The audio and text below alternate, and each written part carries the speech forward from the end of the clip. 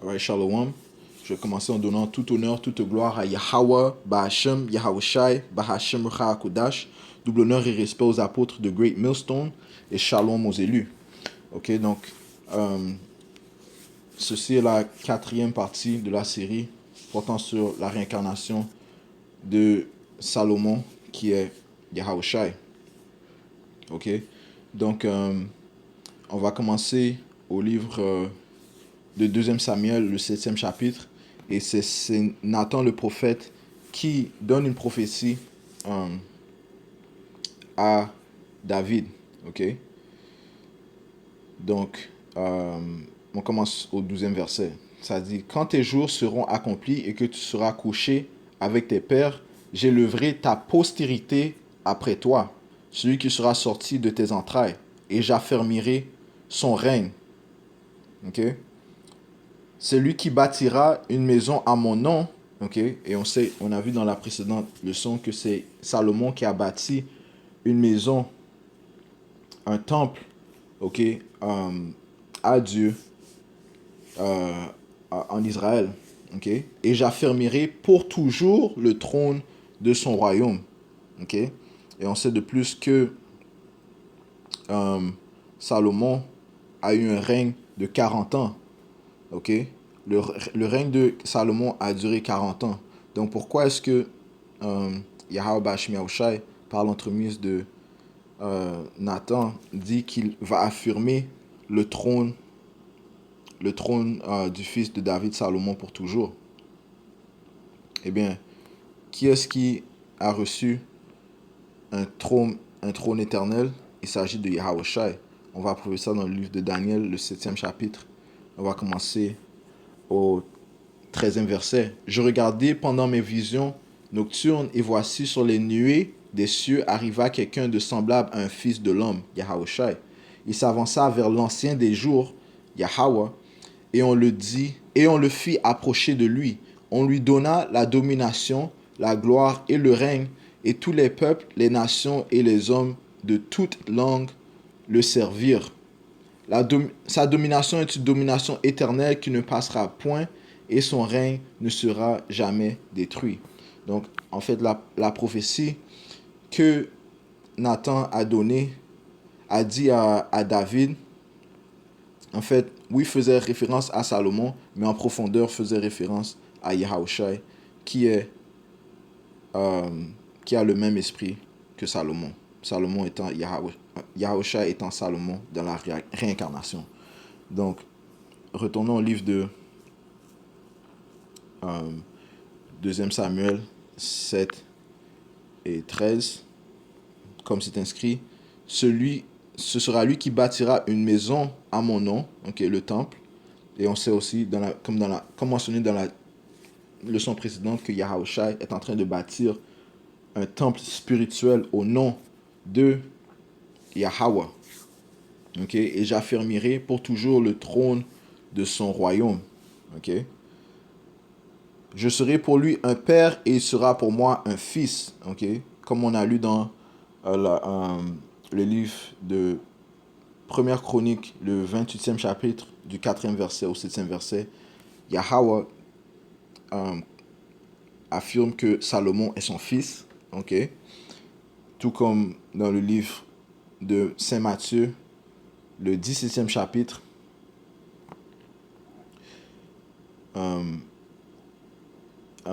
Yahweh, lorsqu'il est apparu dans sa nuée, a affermi aux apôtres d'écouter son fils Yahushai. Okay? Donc, Salomon et Yahushai sont affirmés. Puis, étant la même personne, okay, le même esprit, devrais-je dire, est le fils de Yahweh. Okay? Sachant aussi que Yahushai fut le premier esprit créé. Okay? Je continue. S'il fait le mal, je le châtierai avec la verge des hommes et avec les coups des enfants des hommes. Ok? Et ceci est le point sur lequel on va se concentrer aujourd'hui. Ok? Donc, ça dit si son fils, parlant de Salomon, S'il fait le mal, je le châtierai avec la verge des hommes et avec les coups des enfants des hommes. Maintenant, allons voir si Salomon a fait le mal, s'il a transgressé les lois, les statuts et les commandements du Tout-Puissant. Allons au livre de 1er roi, le 11e chapitre, le 1er verset.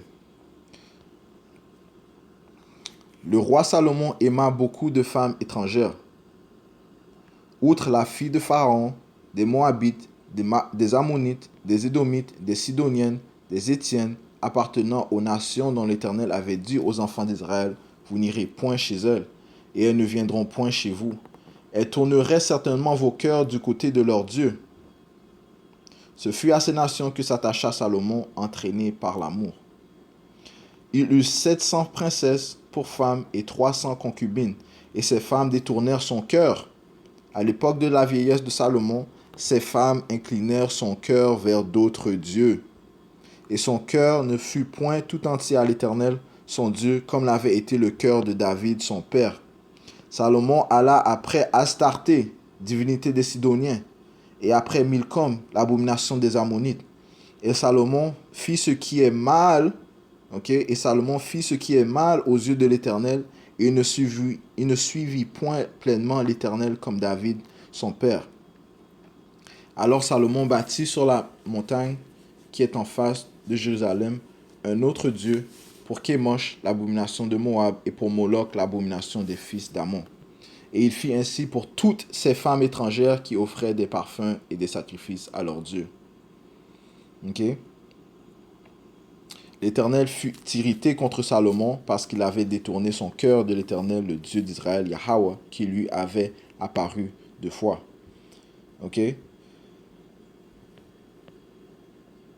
Il lui avait à cet égard défendu d'aller après d'autres dieux, mais Salomon n'observa point les ordres de l'Éternel. Donc, comme on vient de voir, Salomon a transgressé la loi de Yahweh Bashim Yahushua du fait qu'il a commis l'idolâtrie. Donc, en bâtissant des temples pour des faux dieux. Donc, retournant à la prophétie que Nathan a dit à David, il a dit que s'il fait le mal, il sera châtié avec la verge des hommes et avec les coups des enfants des hommes. Maintenant, est-ce que Salomon a reçu cette punition? Eh bien, on va le voir ici.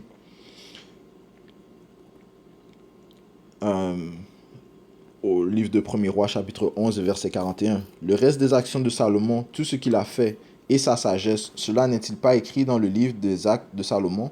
Salomon régna 40 ans à Jérusalem, sur tout Israël. Puis Salomon se coucha avec ses pères et il fut enterré dans la ville de David, son père. Roboam, son fils, régna à sa place. Donc la réponse est que non, Salomon n'a pas reçu la punition qui avait été prophétisée du fait que s'il faisait le mal, il serait châtié avec la verge des hommes et avec des coups des enfants des hommes. Ce qui signifie que dans la réincarnation, quelqu'un devait recevoir cette punition. Et bien, de qui il s'agit? Il s'agit de Yahushua. Et on va le prouver dans le livre de Saint Matthieu.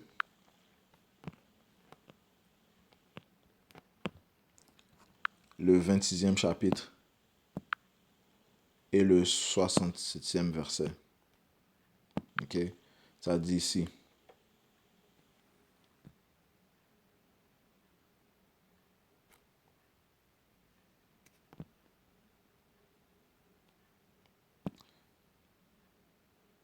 On va commencer au 65e verset. Alors le souverain sacrificateur déchira ses vêtements, disant, il a blasphémé.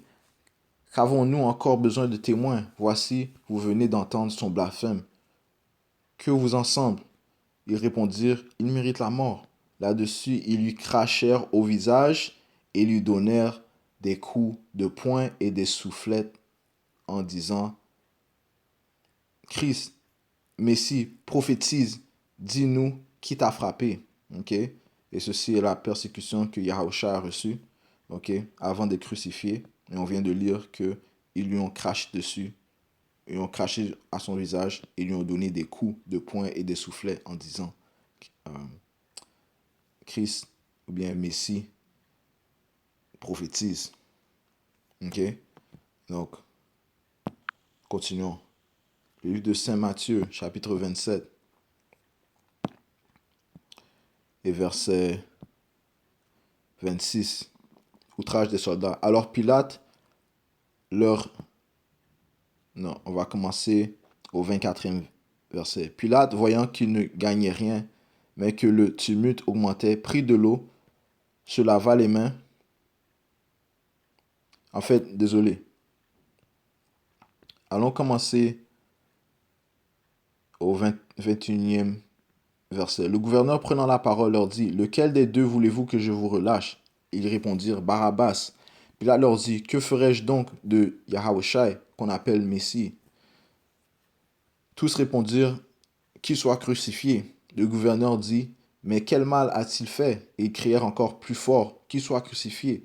Pilate, voyant qu'il ne gagnait rien, mais que le tumulte augmentait, prit de l'eau, se lava les mains en présence de la foule et dit, je suis innocent du sang de ce juste. Cela vous regarde.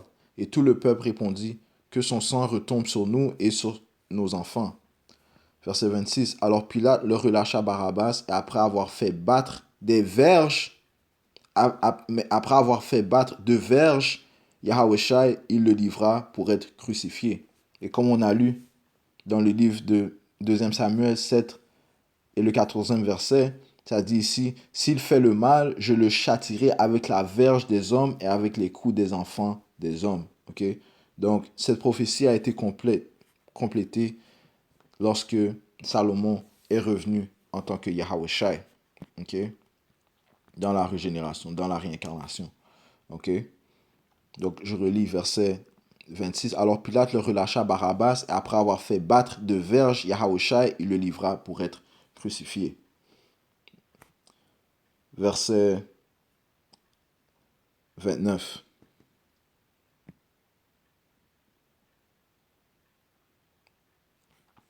Ils tressèrent une couronne d'épines qu'ils posèrent sur sa tête et lui mirent un roseau dans la main droite, puis s'agenouillant devant lui, ils le rayaient et disant, Salut, roi des Juifs. Et ils crachaient contre lui, prenaient le roseau et frappaient sur sa tête. Et après s'être ainsi moqué de lui, ils lui ôtèrent le manteau, lui remirent ses vêtements et l'emmenèrent pour le crucifier. Okay? Donc, on voit encore une fois que la punition euh, pour les, les transgressions de Salomon ont été reçues par Yahushua. Allons maintenant au livre de Isaïe, chapitre 50 et verset 5. Ça dit ici, le Seigneur l'Éternel m'a ouvert l'oreille et je n'ai point résisté. Je ne me suis point retiré en arrière. J'ai livré mon dos à ceux qui me frappaient. Donc, Isaïe prophétise concernant Yahushua. J'ai livré mon dos à ceux qui me frappaient et mes joues à ceux qui m'arrachaient la barbe. Je n'ai pas dérobé mon visage aux ignominies et aux crachats, mais le Seigneur l'Éternel m'a secouru. C'est pourquoi je n'ai point été déshonoré, c'est pourquoi j'ai rendu mon visage semblable à un caillou, sachant que je ne serai point confondu. Du fait que, après avoir été crucifié, après avoir été châtié, après avoir été crucifié, Yahushua allait recevoir une grande récompense, étant le royaume, de Dieu, la domination sur le monde entier.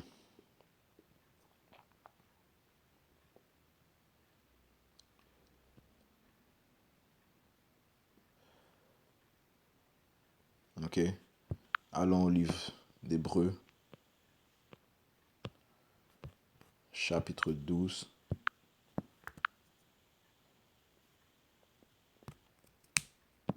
Et verset 2. Ayant les regards sur Yahushai, le chef et le consommateur de la foi, qui en vue de la joie qui lui était réservée, le royaume, la domination éternelle, ok, a souffert la croix, méprisé l'ignominie et s'est assise à la droite du trône de Dieu Yahweh.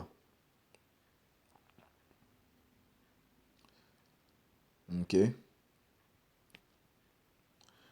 Donc Yahushai est notre grand exemple, notre meilleur exemple à suivre du fait que nous aussi nous allons être persécutés à cause de son témoignage. Ok.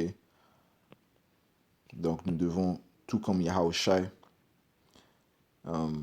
rester patient et croire en Yahushai, ok, du fait que nous ne serons pas confondus. Allons au livre d'Isaiah, chapitre 52 et verset 14. Ok, ça dit ici, de même, je commence au verset 13. Voici mon serviteur prospérera, il montera, il s'élèvera bien haut, de même qu'il a été pour plusieurs un sujet d'effroi, tant son visage était défiguré. Comment il a été défiguré? Par les coups qu'il a reçus, ok, par la verge des hommes. Il a été châtié, ok. Ça dit, tant son visage était défiguré, tant son aspect différait de celui des fils de l'homme. De même, il sera pour beaucoup de peuples un sujet de joie. Devant lui, des rois fermeront la bouche. Ok? Puisque Yahushai va recevoir la domination. Ok? Tout peuple, toute nation serviront Yahushai. Car ils verront ce qui ne leur avait point été raconté. Ils apprendront ce qu'ils n'avaient point entendu. Ok? Donc encore, Yahushai a reçu les coups qui ont été prophétisés par Nathan le prophète à David. Ok, puisqu'on voit que Salomon n'a pas reçu, n'a pas reçu ce châtiment. Ok, Isaiah 53, verset 4.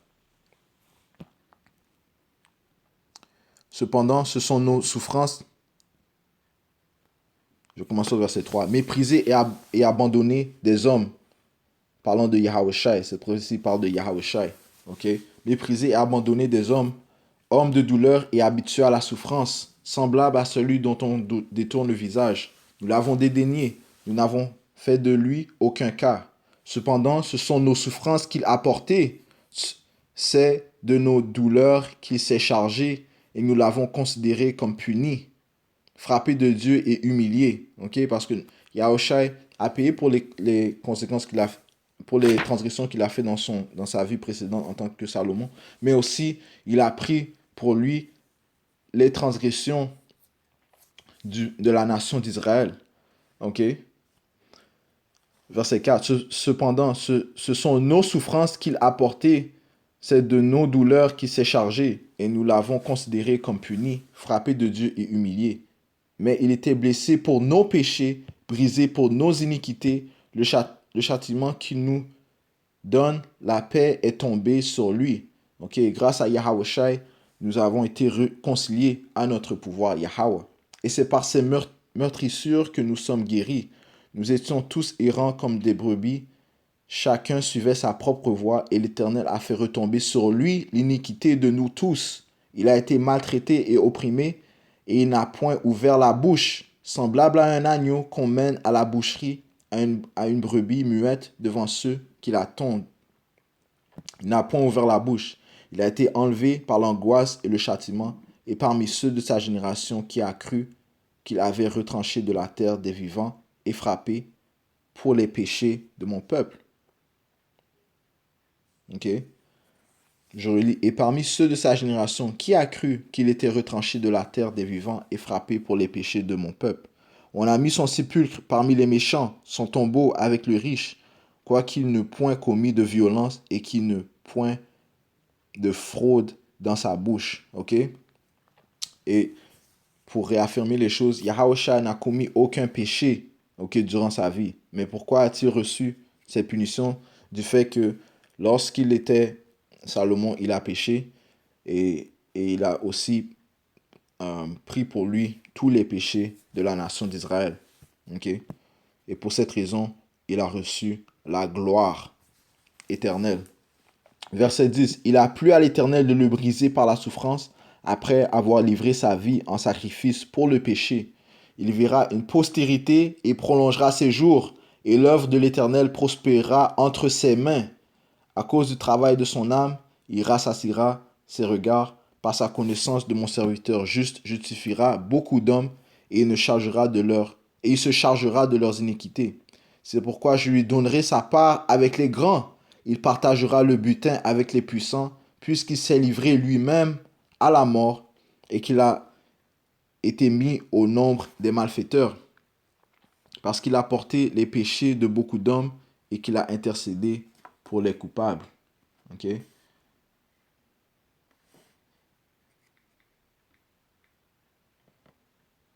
All right.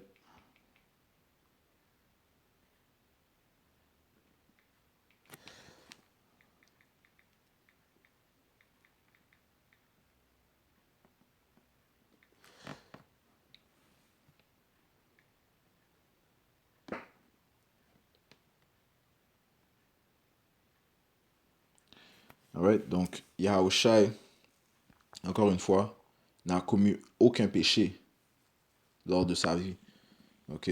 Mais lorsqu'il était Salomon, il a transgressé les lois du Tout-Puissant qu'il n'a pas payé lors de sa vie en tant que Salomon, mais lorsqu'il est revenu dans la réincarnation, dans la régénération, il a dû porter sur lui, okay, les iniquités qu'il a commis. Okay?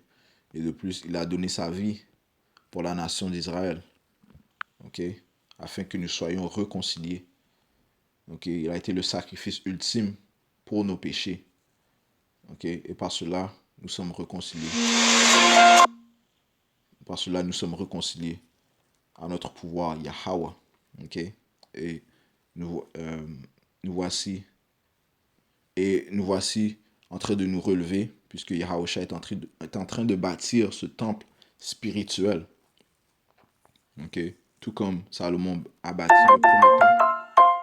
Tout comme Salomon a bâti le premier temple, Yahushua est en train de bâtir le troisième temple.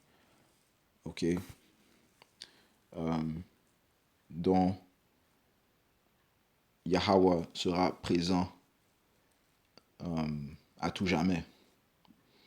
Alright? So, ce qui conclut la série